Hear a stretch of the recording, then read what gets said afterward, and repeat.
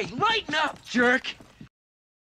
Running low on time, I definitely want to talk about injuries. We've been talking about that a lot, me and you, and injury prevention. So let's specifically talk about the spine. For me, I think the scariest injury in jiu-jitsu or any martial art, whatever, is your spine, your neck. I mean, if you break your hand or even if you tear your ACL, you could get it fixed. It'll take time to recover, but you don't want to mess with the spine, the nerves and everything. And so for me, I mean, as you know, I MRI, bulging disc, tingling. I have weakness in this left hand. Scary, Mm-hmm. And it sucks because the more I keep training, it's not going to get any better. But I do want to maintain it, and I have been maintaining. I've been doing traction therapy and whatnot. But explain to me, I guess, how you deal with injuries or that type of injury. And you kind of had neck issues yourself, yeah? Yeah. I had a pretty significant neck injury that I was telling you about that actually stemmed from weightlifting back in the Kahana days, when I was young, and you're getting stronger and you just don't know your limit, so you just keep pushing it until your body tells you that you pushed it too far. Yeah, so I mean, so at the time I was like doing stiff-legged deadlifts with 315 pounds for like 6 reps. Shit. My knees hurt just hearing that. I loved it. It was like Matt, people- your knees creak. Yeah, it's an ego thing. Like, oh my God, he's got 3 plates on each side and he's doing these stiff-legged deadlifts. It feels good to be, strong like that. Does it translate really well to jiu-jitsu, let's say? Probably not so much. At a certain point, there's diminishing returns. Let's put it that way. 300-pound bench press at one point. I deadlifted almost 400 pounds. So what? We train with guys that are strong that it doesn't necessarily translate, right? So, I can tell you. but anyways, I was doing calf raises. I'm like, my calves are skinny. I got to get big calves. So I'm just going to rack this thing. So I'm racking it. And I'm like, okay, I can rack it. Let's put more weight on there. So I've got they actually have a rack that you On put. your neck, basically. Well, they have a rack. The that calf you- machine, right? Yeah, right. So it's pushing down on your pushing, shoulders. And then I put this rack onto the rack, which can hold plates. So I put a plate on there. I just pushed it, and I'm like, oh, I'm barely doing calf raises, but I'm doing it. My calves are going to get a millimeter bigger. So, I felt something, and I was just like, oh man, that didn't feel right. Okay, I guess that's my limit on calf raising. And since that point, I went to the chiropractor. He did an adjustment. Felt amazing, whatever. But it's there, and it's something that has become more of like a kind of a chronic thing that, it only takes like certain, snapping on the head too much or tweaking on the neck too much, and all of a sudden you're feeling it coming back, kind of an injury. And I was actually, ironically, so that happened, and then, fast forward many, many years, and I was working with Jeremy on Darce escapes.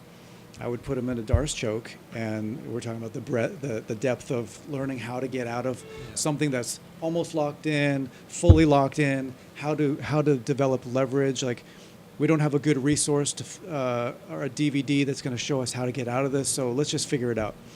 So it's just the repetition, literally just the wear and tear on the neck. Yeah, just the wear and tear and the repetition of me trying to hold that Darce as hard as I could and feeling like this uncomfortable sensation as he's leveraging and finding good leverage and popping out of it. Eventually, we kind of figured out a good answer for certain scenarios.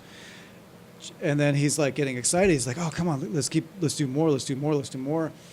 And I'm just ignoring my body. That was the problem right there. That was the sin, right? Ignoring the body. Yeah. We all do that. Got to listen to your body. So I just kept going, and I wanted to help him improve his game, right? So, I want to be a good training partner too. And so I just kept going and going, and it just felt weird. It just felt like this uncomfortable, like, man, I wish somebody could just get in there and do something to just relieve that tension. So later that night, I have my girlfriend.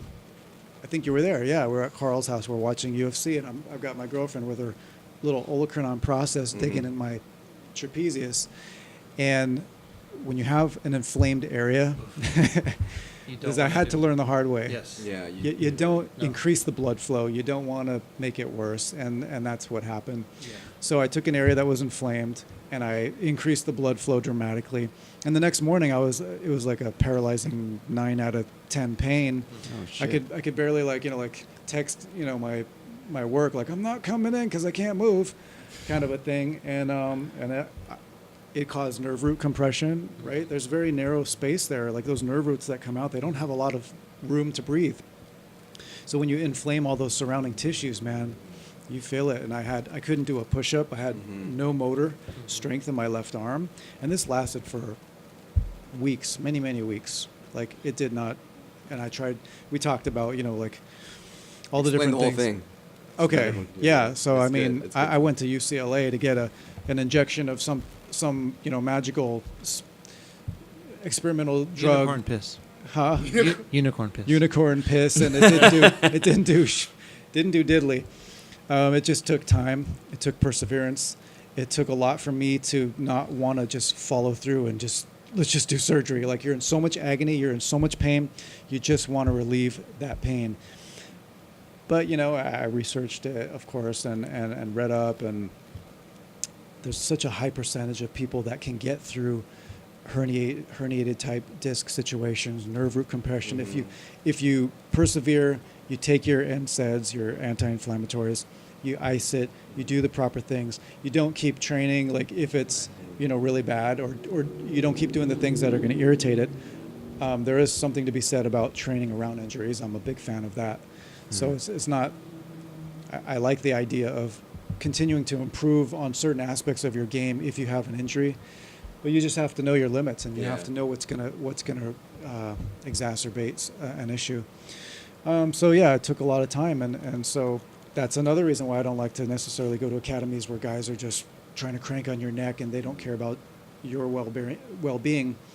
Whereas when we train, it's more like if I injure my training partner, I don't have a training partner anymore. Like we got to take care of each other. Yeah. Okay? Plus, we're all close friends and stuff. So. Yeah. So it's more about like helping each other improve our games.